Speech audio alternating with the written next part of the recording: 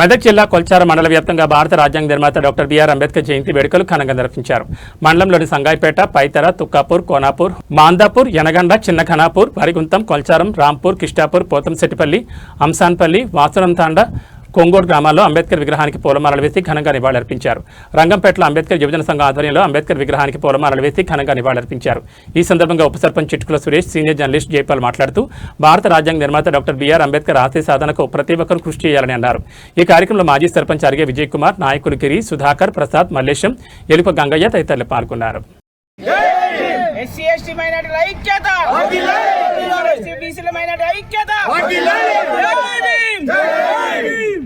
భారత రాజ్యాంగ నిర్మాత బాబాసాహెబ్ అంబేద్కర్ గారు రచించిన మన రాజ్యాంగం పట్ల మన హక్కులను రాసిండు. రాజ్యాంగం పట్లనే రాజకీయ నాయకులకు కానీ, అధికారులకు కానీ, చదువుతో కావాల్సిన పదవులు కానీ మన బాబాసాహెబ్ అంబేద్కర్ రాసిన రాజ్యాంగం పరంగానే కల్పించడం జరిగింది. అదేవిధంగా మన మహిళలకు హక్కులు సాధించడం జరిగింది, ప్రజాస్వామ్యం కల్పించడం జరిగింది.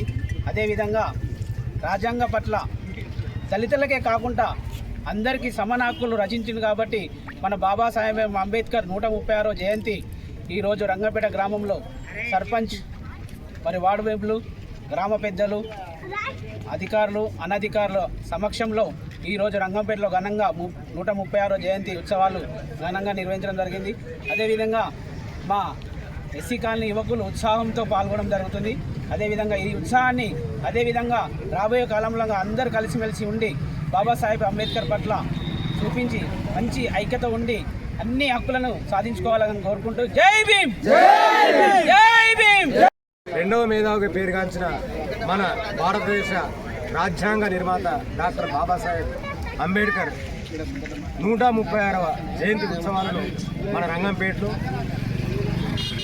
అంబేద్కర్ చైతన్య యువజన సంఘం మరియు గ్రామ పంచాయతీ సర్పంచ్, ఉప సర్పంచ్, వార్డు సభ్యులు, ఇతర రాజకీయ పార్టీలు, యువకులు అందరి మధ్యలో రంగంపేట గ్రామంలో అంబేద్కర్ గారి జయంతి ఉత్సవాలను 136వ జయంతి ఉత్సవాలను ఘనంగా జరుపుకోవడం ఇది సంతోషకరమైన విషయం.